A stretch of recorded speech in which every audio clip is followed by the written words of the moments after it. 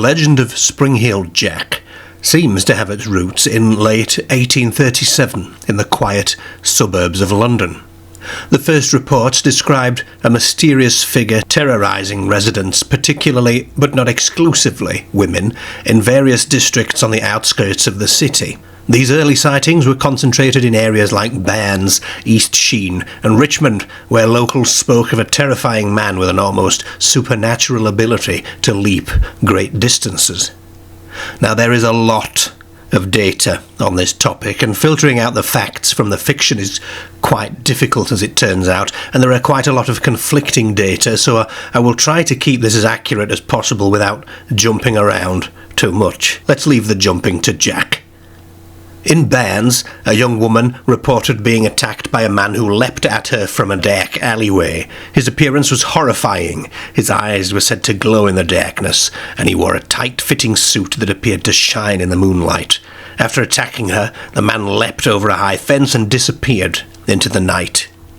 A London businessman had a chilling experience in this same area during the early evening hours as he made his way along the deserted street. The businessman noticed a strange figure standing in the shadows, and the figure suddenly stepped into his path, startling him. The businessman described the individual as having an unsettling presence with eyes that appeared to shine or reflect the light, giving them an almost otherworldly glow. Without any apparent effort, the figure jumped high into the air, clearing a nearby wall with ease before vanishing into the darkness. The businessman was left shaken and confused, unable to explain what he'd just witnessed. As the sightings spread to East Sheen, residents began to report similar encounters. In one case, a man was seen bounding across rooftops, his form silhouetted against the night sky. And these reports were not isolated, because more people came forward with their own stories of encountering the strange figure. By January of 1838, the first official reports had reached the London press. These reports fueled speculation that the mysterious figure might be a gentleman engaging in a series of cruel pranks, possibly to win a bet. The theory gained traction as more incidents were reported, but the true identity of Spring-Heeled Jack remained a mystery. In John B. Ashton's 1903 book titled Gossip in the First Decade of Victoria's Reign, we get a fairly decent overview of the whole Jack saga, which we will use as a jumping-off point now. In the Mansion House Police Court on 10th of January 1838, the Lord Mayor announced that he had received 5 letters relative to an individual who was going about the metropolitan suburbs frightening females to such an extent that they were afraid to go out at night, as they were met by a man who, under different guises, would suddenly appear before them, and as suddenly disappear with terrible bounds, which earned him the name of Spring-Heeled Jack. Whoever he was, or why he so acted, was never known, as he was never taken, but certainly robbery had no part in his escapades, because he was quite content with paralysing the poor women with fright. The first facts I can gather about Jack are at the latter end of 1837, where Jack appeared in the suburbs of Barnes, East Sheen, Richmond, and after having terrorised that town, he went to Ham, Kingston and Hampton, where he was clad in brass armour with large claw-like gloves.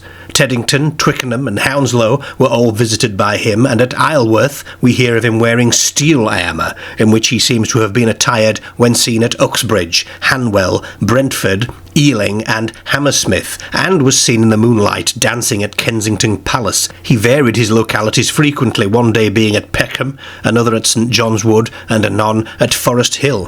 Probably feeling that he had sufficiently terrorised the districts before mentioned, he turned his attention to the East End of London, and particularly favoured Bow. I know of 3 pamphlets on the subject. One, from which is taken the accompanying illustration, is entitled Authentic Particulars of the Awful Appearance of the London Monster, alias Spring-Heeled Jack, together with his extraordinary life, wonderful adventures, and secret amours. There is much more to be related of Jack, but space will not permit it. But whether too much attention was beginning to be paid to him with a view to his capture, or whether his love of mischief had died out, cannot be told. But certain it was that nothing was known publicly of his singular being after April 1838, having kept London in a ferment of excitement and terror for about 6 months. Now, as that extract points out, we're talking 1838 here, and this reference to the London Monster could be confusing. We've got to be careful not to confuse or sort of accidentally synthesised the Spring-Heeled Jack case with an earlier case from the 1700s where an attacker named the London Monster terrorised the city. The media and public hysteria around the monster grew, resulting in a manhunt across London, and eventually, in 1790, a man named Reinwyck Williams, a flower maker, apparently, was arrested and accused of being the London Monster.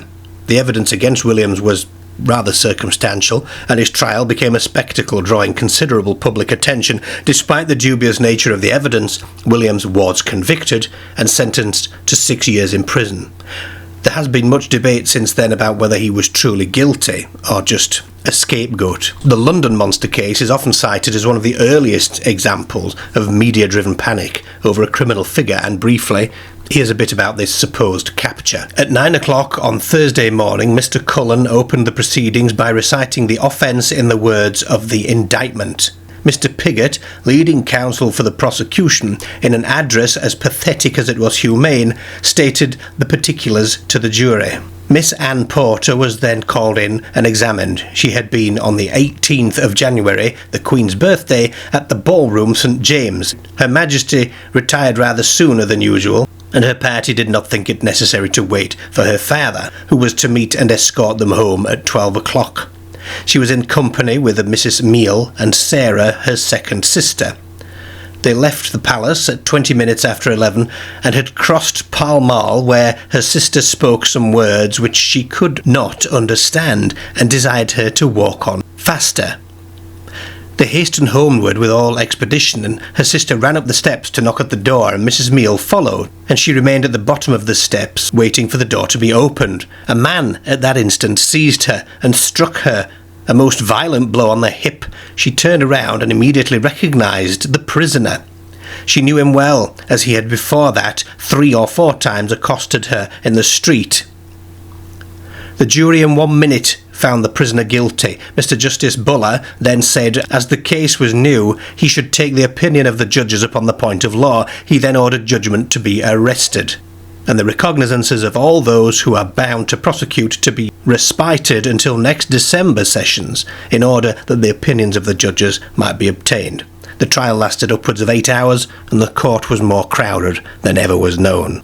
So coming back to Spring-Heeled Jack, who, although dubbed the London Monster sometimes, is a completely different kettle of fish, we hit our first encounter with the question of, is this fiction or is this real? When we go back to the part in the book that I read out that references the pamphlets that were published detailing the activities of Spring-Heeled Jack. So John, in his book, mentions at least one publication from what I can make out, and it's called Authentic Particulars of the Awful Appearance of the London Monster, alias Spring-Heeled Jack, together with his extraordinary life, wonderful adventures, and secret amours. Now, that's a hell of a title, and there are 2 others mentioned on author Regina Jeffers' blog in her 2014 article titled Victorian Folklore Legend Spring-Heeled Jack, and they are The Surprising Exploits of Spring-Heeled Jack in the Vicinity of London, etc., and The Apprehension and Examination of Spring-Heeled Jack, who has appeared as a... and I'm going to redact the end of that title for a bit, because I will talk in more detail about certain aspects of some of Jack's appearances that will be spoiled up front if I finish the rest of that title off now.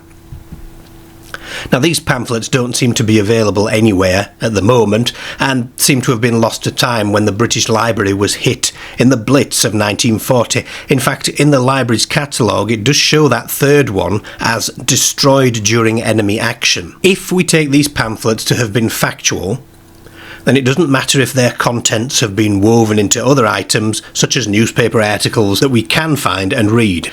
If they were fiction, and there is some Spring-Heeled Jack fiction to talk about later, but if the pamphlets were fiction and have been woven into factual reports, then we're never going to know if our basis of discussion, which is largely the recorded newspaper articles of the time and subsequent rehashings of them in future publications, is a solid foundation. But from John's snapshot of the case, we can start by establishing the following.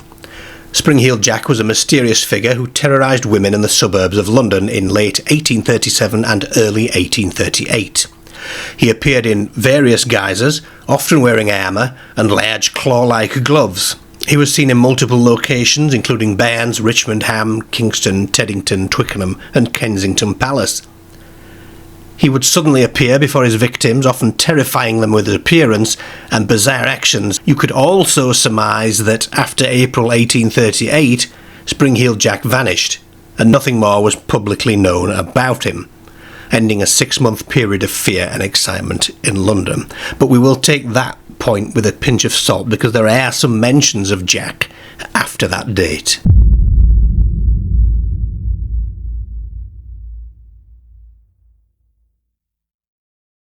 We'll take a look at some of the key incidents now, but bear in mind during this section that we're talking about London in the 1830s, so there's no electricity for lights, okay? There's an extensive gas lamp network which illuminates shops and streets and theatres and factories and all that sort of thing. People were employed as lamplighters and were responsible for going around lighting and extinguishing and maintaining the gas lamps that lined the streets. They would typically work early in the morning and late in the evening. You can see what they might have looked like in this video from the Euronews YouTube channel. Not very bright at all, of course, and domestic residences likely had oil lamps and candles, and it was all probably very gloomy and dim. So when you're picturing the scene, there's your starting point. The most famous early encounter with Spring-Heeled Jack occurred in February of 1838 when Jane Alsop, a young woman living in Bearbinder Lane, answered a knock at her door, and a man claiming to be a policeman requested a light, saying they had captured Spring-Heeled Jack in the lane. And when Jane returned with a candle, the man threw off his cloak, revealing his true, terrifying form. His eyes glowed like red balls of fire, and he vomited a quantity of blue and white flame from his mouth.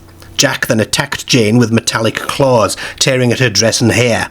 Her father and sister rushed to her aid, dragging her back into the house, but the figure continued to knock on the door, mocking their fear. This incident was widely reported in the press, and it fueled the public's fear and fascination. This from the English Chronicle and Whitehall Evening Post of 1838.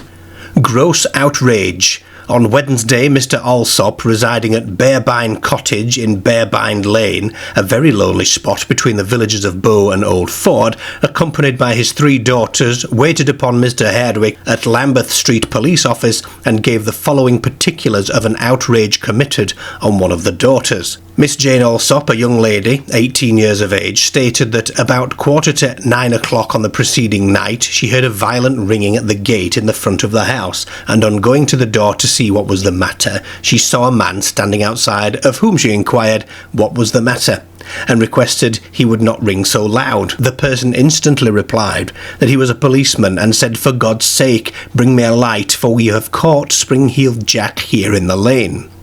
She returned into the house and brought a candle and handed it to the person, who appeared enveloped in a large cloak, and whom she at first really believed to be a policeman.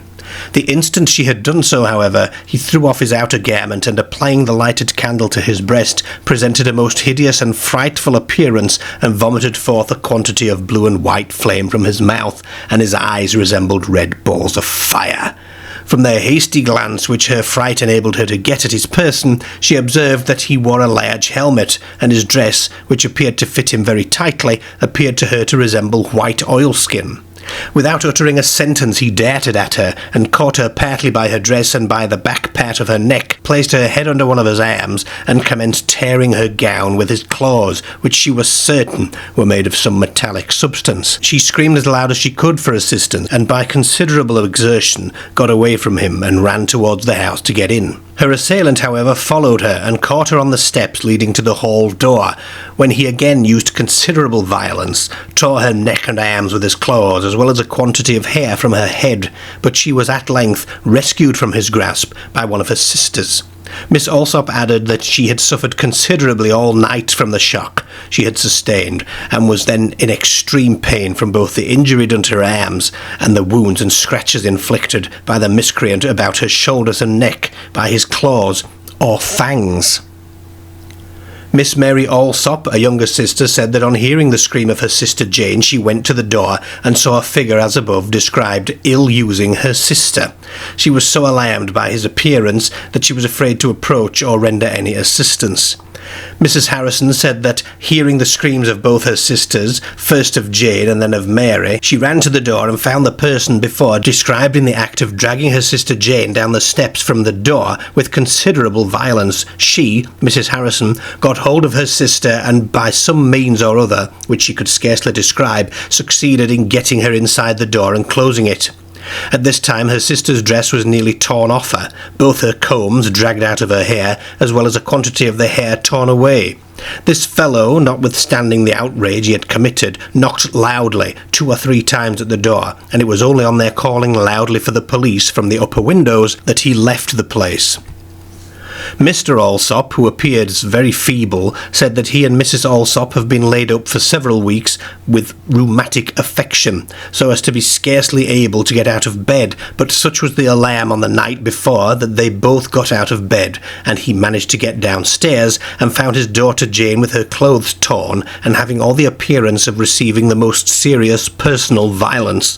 Mr. Alsop also said it was perfectly clear that there was more than one ruffian connected with the outrage, as the fellow who committed the violence did not return for his cloak, but scampered across the fields, so that there must have been some person with him to pick it up. In conclusion, Mr. Alsop said he would most willingly give a reward of 10 guineas for the apprehension of the miscreant.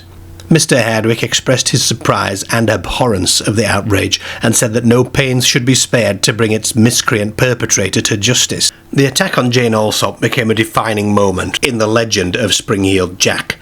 Her detailed description of the assailant's appearance, his glowing eyes, his ability to breathe fire, and his sharp claws became key elements of the Jack persona. The press coverage of the incident was extensive, spreading the story far beyond London and turning Spring-Heeled Jack into a national figure of fear. Just 8 days after the attack on Jane Alsop, another young woman, Lucy Scales, was attacked in Limehouse whilst walking home with her sister. As they passed a narrow alleyway, a figure suddenly sprang at them, breathing blue flames into Lucy's face and causing her to collapse in a fit. The attacker fled before he could be apprehended, leaving Lucy severely shaken, but otherwise unharmed. This from the London Morning Herald of 1838. The ghost, alias Spring-Heeled Jack, again. On Tuesday, Mr. Scales, a respectable butcher residing in Narrow Street, Limehouse, accompanied by his sister, a young woman 18 years of age, attended before Mr. Hardwick and made the following statement relative to the further gambols of Spring-Heeled Jack. Miss Scales stated that on the evening of Wednesday last, about 8:30 o'clock, as she and her sister were returning from the house of their brother, and while passing along Green Dragon Alley, they observed some person standing in an angle in the passage. She was in advance of her sister at the time, and just as she came up to the person, who was enveloped in a large cloak, he spurted a quantity of blue flame right in her face, which deprived her of her sight, and so alarmed her that she instantly dropped to the ground and was seized with violent fits, which continued for several hours. In reply to the questions of Mr. Hardwick, Miss Scales said that on approaching the individual she thought it was a woman, from the headdress being apparently a bonnet or something of that description, but she was afterwards satisfied that this was a man. He appeared to her to be tall and thin, but her sister, who was with her, could give a more accurate description of this person, as she had a better opportunity of noticing him, but she was not at home when the officer called, or she would have attended. Mr. Scales said that on the evening in question, in a few minutes after his sister had left the house, he heard the loud screams of one of them, and on running up Green Dragon Alley he found his sister Lucy, who had just given her statement, on the ground in a strong fit, and his other sister endeavouring to hold and support her. She was removed home, and he then heard from his other sister what had happened. She described the person to be of tall, thin, and gentlemanly appearance, enveloped in a large cloak, and carrying in front of his person a small lamp, or bull's eye, similar to those in the possession of the police. On her sister, who was a little before her, coming up to the person, he threw open his cloak, exhibited the lamp, and puffed a quantity of flame from his mouth into the face of her sister, who instantly dropped, and such was the effect of the light upon her eyes that she had to cover them with her hands for an instant or two, when she went to the assistance of her sister. She also stated that the individual did not utter a word, nor did he attempt to lay hands on them, but walked away in an instant. Mr. Scales remarked that It was not a little singular that one of his sisters had been reading in a newspaper a few minutes before they left his house the account under the head of this office of Spring-Heeled Jack, when he remarked that it was not likely that this personage would come to his neighbourhood from the fact of there being so many butchers residing in it, and the account, so far from alarming his sister, appeared to have a different effect. Mr. Scales then handed in a certificate of which the following is a copy. This is to certify that on Wednesday the 28th ult I visited Lucy Scales of Weeks Place, Limehouse, who was suffering from hysterics and great agitation, in all probability the result of fright. Signed Charles Pritchell, surgeon. A respectable woman who said she was attracted to the spot by the scream of Miss Scales corroborated her statement as to her being on the ground in a strong fit. Lee, the officer, observed that no place could have been better adapted for such an act than the spot selected, as persons could be seen at a considerable distance approaching it on both sides. Lee had seen some experiments tried at the London hospital that morning and was satisfied that lights like those described could be produced by blowing through a tube in which spirits of wine, sulphur and other ingredients were deposited. Mr. Hardwick remarked that the description given by the parties of the individual favoured the opinion that these disgraceful outrages were committed by the same individual, and not by several. Lucy Scales' encounter with Spring-Heeled Jack, though less violent than the Allsop attack, was equally terrifying. The fact that the figure targeted women in isolated locations reinforced the idea that Spring-Heeled Jack was a predator, preying on those who were most vulnerable. The press coverage of this attack added to the growing legend, cementing Jack's reputation as a menace to society. In addition to Jane Allsop and Lucy Scales, there were numerous other reports of attacks across London. The story of Polly Adams is frequently mentioned in later retellings of the Spring-Heeled Jack legend, though it's not as well documented as some other cases. But according to the legend, Polly was a baremaid who was allegedly attacked by Spring-Heeled Jack while walking near Blackheath in London in 1837. Though sometimes this is reported as having happened in early 1838. The figure reportedly leapt out of the darkness and grabbed her and tore at her clothing, exposing her body. The attacker is said to have scratched her with his claws, leaving her badly shaken and traumatised. The figure then fled, disappearing into the night with a series of enormous leaps. Mary Stevens, a young servant girl who, in October of 1837, was walking through Clapham Common in South London after visiting her parents. As she passed through a dark alley, the strange figure suddenly leapt out at her from the shadows, and this figure reportedly grabbed her tightly, immobilising her, and began kissing her face while tearing at her clothes with what felt like metal claws. Stevens screamed in terror, causing the figure to flee, making a series of astonishing leaps. The very next day, Spring-Heeled Jack was said to have attacked another woman in the same vicinity, and reports of his assaults quickly spread throughout London. In one case, a gardener in the village of Old Ford reported that he had been attacked by a figure that leapt over a wall and slashed at him with claws before disappearing. The gardener described the assailant as wearing a tight-fitting white suit and a helmet. This encounter, reported in the London Weekly Chronicle, February of 1838, starts getting supernatural. The Suburban Ghost. Sir, notwithstanding the publicity given to the pranks of that scoundrel denominated Spring-Heeled Jack, as a caution to himself, but more especially to the weak-minded and nervous portion of the community, that fatal consequences might not ensue, yet the evil is still unabated, and the villain, whoever he may be, allowed to practice his nightly tricks with impunity. Yesterday evening, about 10:15, as my two daughters, the one 11 and the other 15 years of age, were returning home with their housemaid from a visit to their aunt in New Road, and were within about 300 yards of their home, they were, so they say, accosted by a tall man in a cloak, who attempted to take liberties with them indiscriminately. My servant had no sooner remonstrated with the beastly vagabond, when he immediately threw off his cloak and exhibited the form of a human skeleton, which frightened my children so much that they are now confined very ill to their beds. He had not the courage to follow them any distance, or most probably he would have been secured, but darted across the fields toward Maiden Lane.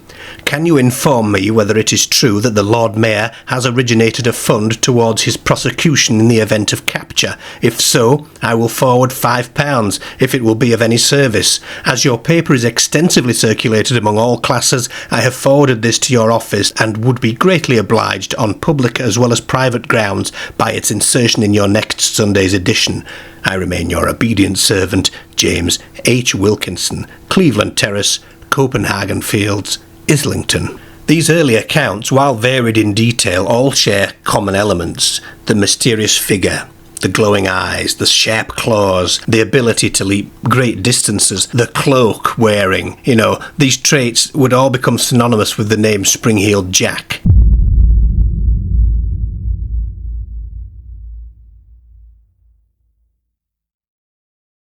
One theory about the identity of Spring-Heeled Jack is that he was Henry de la Poer Beresford, the third Marquis of Waterford. Known for his reckless behaviour and cruel pranks, the Marquis was a notorious figure in London society. His reputation as a mad Marquis who enjoyed terrifying people for sport made him a prime suspect in the Spring-Heeled Jack case.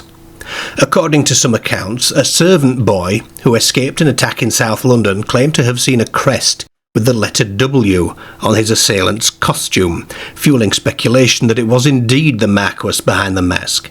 The Marquis was known to live near the areas where the earliest sightings occurred, and his departure from London in 1842 coincided with a decline in reports of Spring-Heeled Jack activity.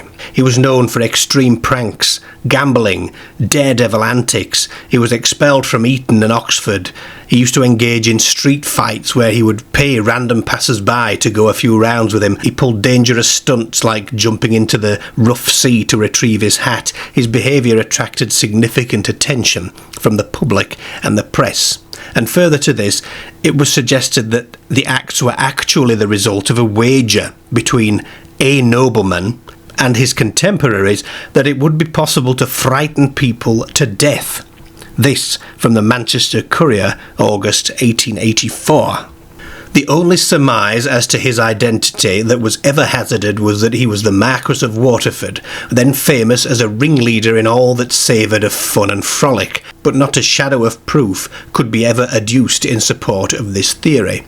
The more general belief appears to have been that there were several persons concerned in the affair, and that they were members of high-ranking families, and that the cause of their pranks was a bet of £3,000 that they would procure the death of not less than 30 human beings, apportioning them with nice discrimination as follows: 8 old bachelors, 10 old maids, 6 ladies' maids, and as many servant girls as they could, trusting that by depriving them of their reason they would accelerate their deaths.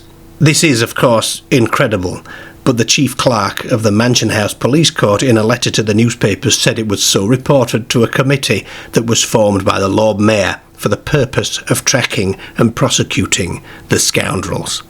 As the legend of Spring-Heeled Jack grew, so did the speculation that he might be something other than human. Some believed he was a ghost, or a demon, sent to punish the wicked or to torment the living. His ability to breathe fire, his glowing eyes, and his inhuman agility all contributed to the belief that he was a supernatural being. He even appeared as ghostly animals over the years. One of the very earliest instances of this, and in fact probably the earliest recorded encounter with Jack at all, occurred in the winter of 1837, when locals in Barnes described encounters with a large, ghostly white bull. This spectral beast terrorised people in the area, appearing suddenly and disappearing just as quickly. The bull was said to be enormous, with an almost supernatural presence that left those who encountered it in a state of panic. This from the Manchester Courier of 1884. It was in the latter end of 1837 at Barnes that the ghost made its first appearance in the shape of a large white bull, attacking several persons, more particularly women, many of whom suffered severely from the fright. Around the same time as the bull sightings, residents of East Sheen reported seeing a figure that resembled a white bear. This creature, like the bull, was described as large and powerful, with fearsome presence that caused those who encountered it to flee in terror. The bear-like figure was seen prowling the outskirts of the village, often at night, and was associated with mysterious disappearances and unexplained noises. This again from the Manchester Courier, August 84. A letter from St John's Wood stated that for a whole fortnight that neighbourhood had been favoured with Spring-Heeled Jack's attentions, he sometimes appearing as a bear and sometimes clad in mail. This correspondent asserted that the bet, which was supposed to be the cause of these pranks, was that the monster should kill 6 women in some given time. That his appearance was calculated to upset even the stoutest-hearted must be admitted, for the Lord Mayor himself, though much inclined to be sceptical, acknowledged that he had been given to understand on undoubted authority that in the vicinity of Forest Hill, where he resided, one of the female servants of a gentleman who lived near his house had been terrified into fits by the sudden appearance of a figure clad in a bear skin, which, upon being drawn aside, exhibited the human body with long horns, emblematical of Satan himself, clad in a suit of mail. In a particularly chilling report from Hammersmith in 84, Spring-Heeled Jack was described not as a man, but as an immense baboon standing 6 feet tall. Witnesses reported that the creature exhibited extraordinary agility, much like the human version of Jack, and seemed to possess an uncanny intelligence. This figure was seen leaping from rooftop to rooftop, here again from the same publication. At Hammersmith he found a determined opponent in the shape of a valorous laundress, to whom he appeared in the form of an immense baboon, 6 feet high, with enormous eyes and arms of extensive length, and, in strict keeping with his animal appearance, he grunted like a hyena. This courageous woman, after an ineffectual attempt to avoid her uncanny visitor, determined to give him battle, and flew at him with such fury that he was glad to give up the contest. And again mention of a bear in Bell's New Weekly Messenger of April 38. Spring-Heeled Jack has, it seems, found his way to the Sussex coast. On Friday evening he appeared to a gardener near Rose Hill in the shape of a bear or some other 4-footed animal, and having first attracted attention by a growl, then mounted the garden wall, covered as it was with broken glass, and ran along it upon all fours, to the great terror and consternation of the gardener, who began to think it time to escape. He was accordingly about to leave the garden when Spring-Heeled Jack leaped from the wall and chased him for some time. The dog was called, but slunk away, apparently as much terrified as his master. Having amused himself for some time with the trembling gardener, Spring-Heeled Jack scaled the wall and made his exit. The fellow may probably amuse himself in this way once too often. He even appeared as a bear as far north as Whitby in May of 1838, as told in the Leeds Mercury. Spring-Heeled Jack is playing his pranks at Whitby. One female has been grossly insulted by him in the shape of a bear. Her clothes were torn from her back, and her face much injured and disfigured by the scratches from his claws, firmly fixed in his hands. The woman was almost frightened out of her senses. Let the police in Yorkshire look after this mischievous vagabond, and accomplish that which the London police officers were unable to do: cage him. These animal forms, whether bull, bear or baboon, suggest that Jack was not just a man, but something supernatural. These reports are perhaps the most difficult to explain away, because they diverge so dramatically from the more common depictions of Jack as a cloaked, flame-spewing figure. The possibility that Jack could manifest in these diverse forms just deepens the mystery of who or what he really was. And that third pamphlet that I mentioned earlier has the full title of The Apprehension and Examination of Spring-Heeled Jack, who appeared as a ghost, demon, bear, baboon, etc. So you can see why I didn't give the game away on that title too early. He was reported in other similarly supernatural guises at times as well, such as this from the Bury and Norwich Post in December of 78. Various rumours have been afloat in this town for some time past relative to the alleged presence amongst us of a mountebank. That means a trickster, or, deceiver, something like that, who it is said seeks to divert himself at night by frightening women and children. There seems to be no doubt that these rumours sprang primarily from one source, and as we have endeavoured to ascertain the real truth of the matter, we may state that one evening about 3 weeks or a month ago, the porter at the Suffolk General Hospital, hearing that the mistress of the school nearby had seen something she could not understand at the back of the school, searched for the supposed disturber. His companions soon left him, and he then strolled down the exercising ground immediately opposite the hospital. It was dark, and as he walked down the path he saw immediately in front of him a tall figure, clothed apparently in a black and white, hairy skin, which enveloped its head and reached to the ground. The figure stood perfectly quiet and unmoved until the porter, working round its flank, so to speak, with the intent, if possible, to see its face, prepared to throw a stone at it, whereupon the figure glided away amongst the adjacent trees, and the porter, his composure somewhat disturbed, returned immediately to the hospital. The theory that Jack was an alien or interdimensional being has also gained some traction, particularly in later years once science fiction began to influence public imagination, but it seems like a highly unlikely origin for Jack. It doesn't offer much of an investigation beyond speculation, but speculation can be fun, can't it? So let's just indulge in this a little bit. So maybe he was an alien from a high-gravity planet. That's why he can jump so high, you know. The blue flames might not be fire at all, but some sort of, energy emission. And the claws could be a type of advanced retractable tool or weapon. They weren't necessarily like claws that had grown on his hands. The appearance as an animal might be some sort of force field or projection that the alien uses. He could have been testing human reactions to fear and danger, studying how different species respond to threats. Maybe he was on Earth just for sport. I must admit, though, if I was an alien being and I was capable of travelling to other planets, I probably wouldn't spend my time just running around, scratching them and running away again, would you?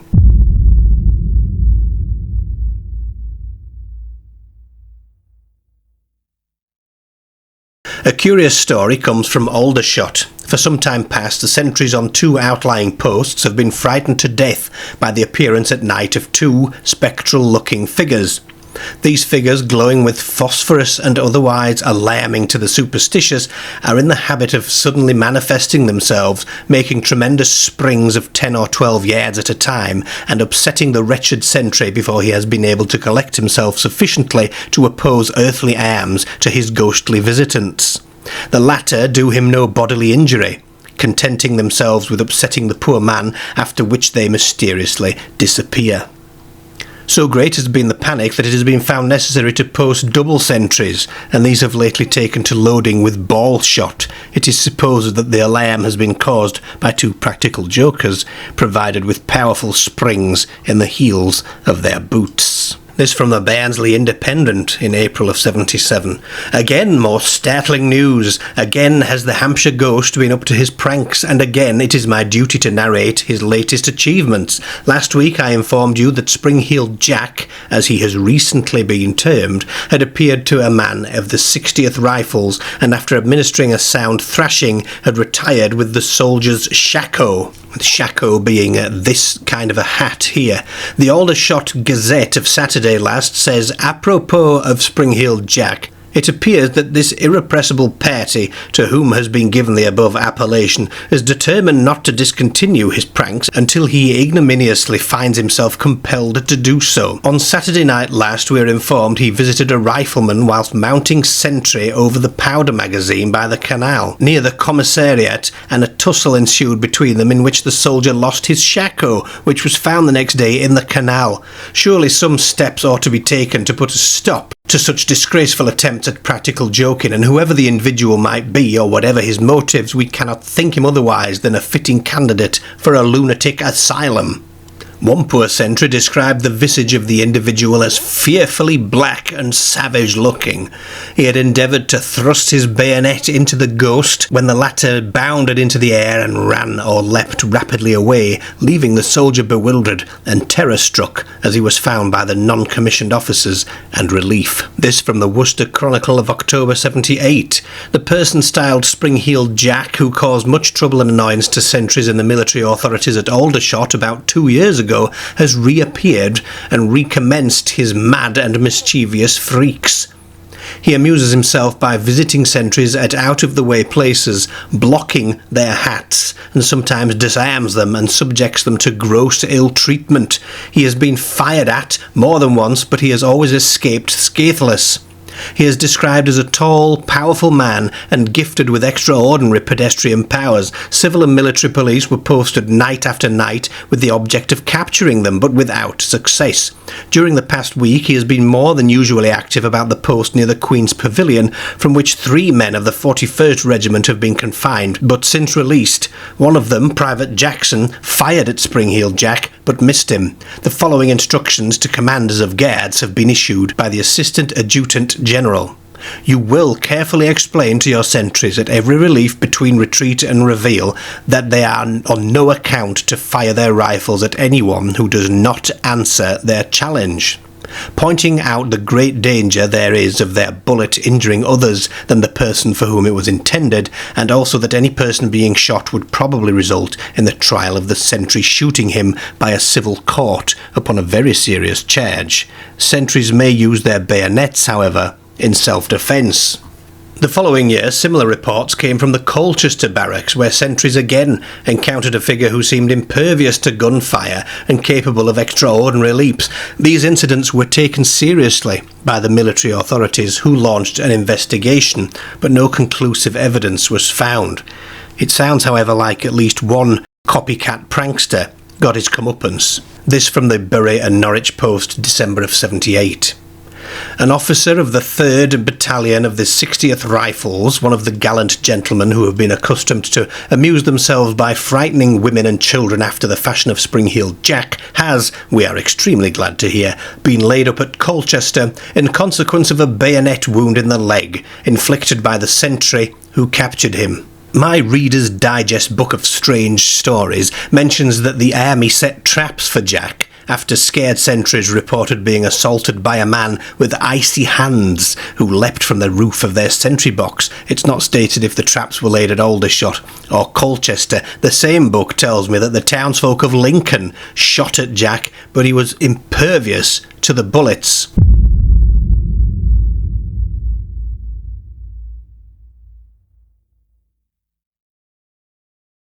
After the initial wave of terror in 37 and 38, reports of Spring-Heeled Jack sightings became less frequent, but didn't disappear entirely. Throughout the 1840s and 50s, there were occasional reports of similar attacks in rural areas and smaller towns. These incidents often involved descriptions of a figure with glowing eyes and sharp claws who would leap out at women or children before vanishing into the night.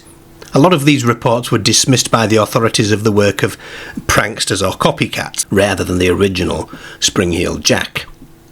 The last major sighting in England occurred in 1904 in Liverpool, where Spring-Heeled Jack was reportedly seen leaping across rooftops in Everton. Witnesses described a figure in a long coat and hat who bounded from roof to roof with ease before disappearing into the night. This sighting was widely reported in local newspapers, and some residents formed search parties to try and capture him.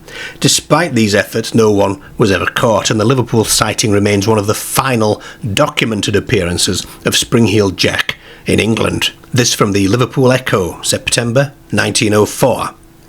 Considerable commotion was caused yesterday in William Henry Street, Everton, on a rumour that a sort of Spring-Heeled Jack was pursuing his antics in that neighbourhood. The story, as it was passed from mouth to mouth, reached sensational dimensions. It referred chiefly to the annoyance of the inmates of a certain house by means of various missiles being thrown about in mysterious manner and without any visible agency. The annoyance is said to have been so great that the tenants left the house today, but the police have been unable to find any ground for the suggestion that a ghost was at work and believe some foolish person has been playing pranks. And then from the Northern Daily Telegraph, September 1904, the district of Everton in Liverpool is scared by the singular antics of a ghost to whom the name of Spring-Heeled Jack has been given because of the facility with which he has escaped by huge springs all attempts of his would-be captors to arrest him. William Henry Street is the scene of his exploits, and crowds of people assemble nightly to see them, but only a few have done so yet. He is said to pay particular attention to ladies. And the Preston Herald of September 1904. There was a revival on Tuesday night of the scare occasioned a few years ago in various parts of Liverpool by the singular antics of an individual who came to be known as Spring-Heeled Jack, because of the facility with which he escaped by huge springs from the hands of would-be captors after assaults or attempted assaults upon passing females. An imitator of this individual has appeared upon the scene, and up to a late hour large crowds of people assembled in the neighbourhood of William Henry Street on the lookout for the latest Spring-Heeled Jack, about whose doings various reports had been circulated. The police have so far been unable to lay their hands, or perhaps it would be better to say that they have been unable to lay by the heels this mischievous and peace-disturbing individual, whoever he may be.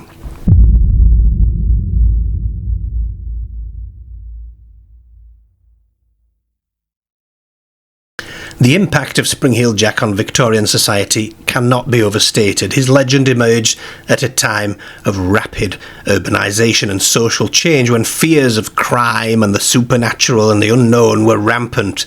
The press played a massive role in shaping public perception, with sensationalist reports fueling panic and speculation. The fact that nobody was ever caught or definitively identified as Spring-Heeled Jack only added to the sense of unease. People were left to wonder just who or what was lurking in the shadows.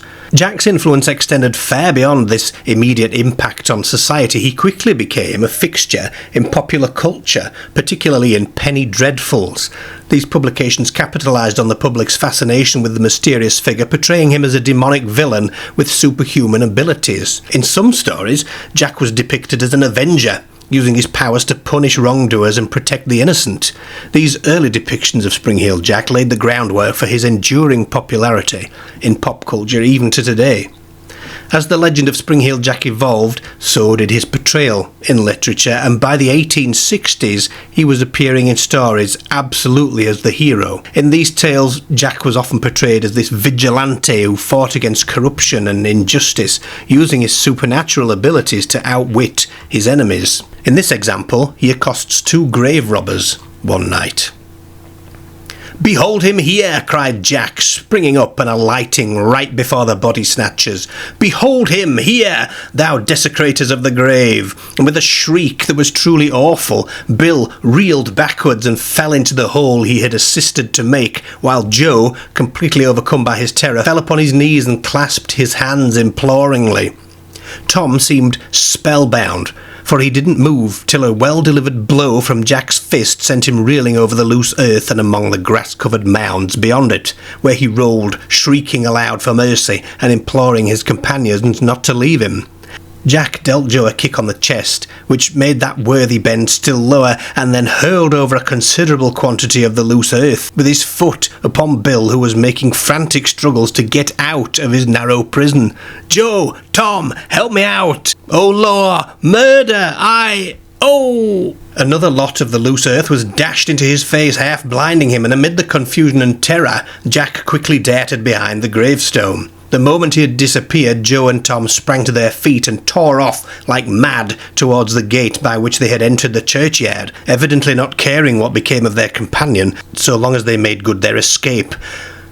As they disappeared through the little gate, Bill succeeded in scrambling out of the grave and was about to rush after his companions when Jack sprang out upon him and, grasping him by the throat, hurled the terrified wretch onto the heap of newly turned-up mould into which his body sank several inches. Placing his knee on his chest, Jack pinned him there, but ere a minute had elapsed, he discovered that the man had fainted with excess of terror.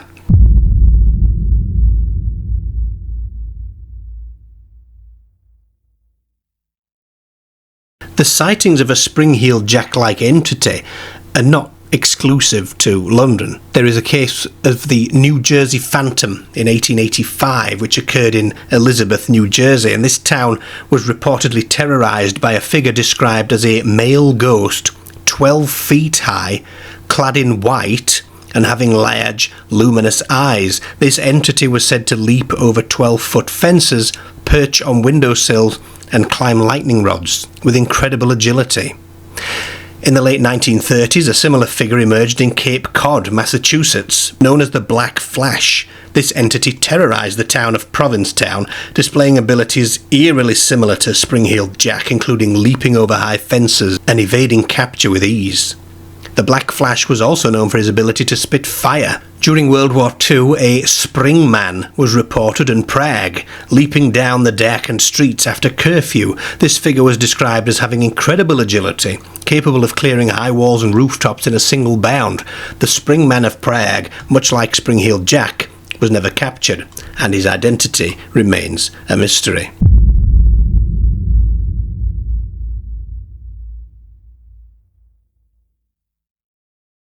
Spring-Heeled Jack's legacy endures to this day. He's appeared in countless works of fiction, from penny dreadfuls to more modern novels and TV shows. Notable examples include The Strange Affair of Spring-Heeled Jack, a book by Mark Hodder, and often comparisons to Batman are made. They're quite apt, aren't they? You know, both characters operating on the fringes of society and using the physical prowess and fearsome persona to achieve their goals, whatever they may be. You can find Jack in comics. 2005's Spring-Heeled Jack, a graphic novel about the character. The League of Extraordinary Gentlemen Volume 1 features Spring-Heeled Jack as a minor character. Spring-Heeled Jack by Philip Pullman, more of a children's book than a comic rather. TV shows Houdini and Doyle. In 2016 there's an episode titled Spring-Heeled Jack. The Murdoch Mysteries from 2010. The character appears in an episode where Detective Murdoch is investigating sightings of Spring-Heeled Jack, this time in Toronto. And Doctor Who. Spring-Heeled Jack's referenced in some of the expanded universe materials and fan content related to the Doctor Who series, even in video games. I mean, in Assassin's Creed Syndicate from 2015, Spring-Heeled Jack is a character in a side mission where the player investigates report of this character terrorising London. The legend of Spring-Heeled Jack persists because it taps into something fundamental about us as humans, and that is our fear of the unknown. Spring-Heeled Jack, with his supernatural abilities and mysterious origins, embodies the idea that there are things in this world that cannot be easily explained or understood. This sense of mystery, combined with actual fear that is attacks-inspired, has ensured that the legend of Spring-Heeled Jack remains alive and well today. His story has been told and retold, and here I am again, telling it again, evolving with each generation, yet his true identity and purpose remain unknown. Was he a human, supernatural being, something else entirely? There's no definitive answers, and it just deepens the mystery.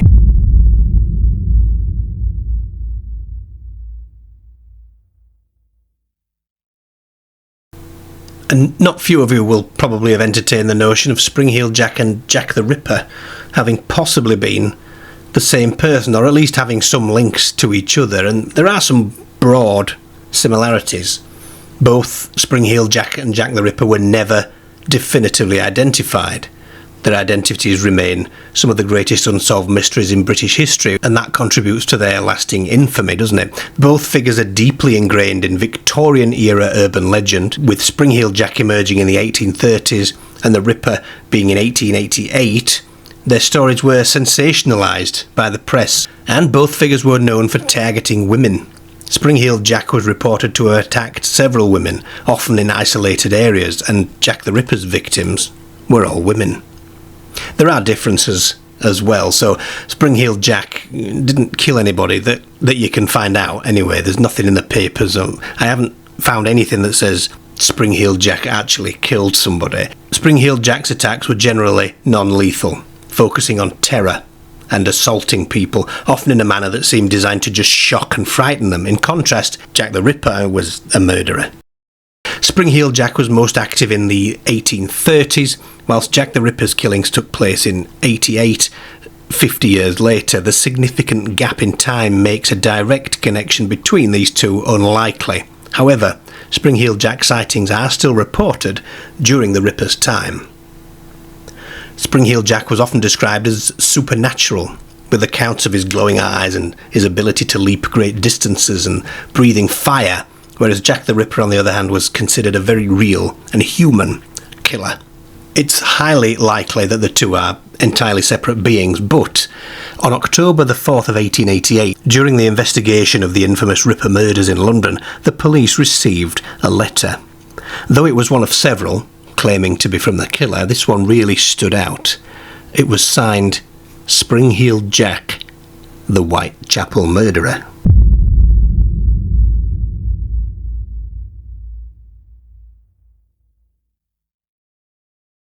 We've encountered numerous descriptions of Jack: a leaping figure with eyes that burn like coals, a flame-spewing demon, a prankster with a cloak and wearing armour, a bull, a bear, a baboon. Many different guises, the suspects, the copycats, the theories about who Jack might have been, and later sightings. They're all layers of complexity that just don't help you figure any of this out.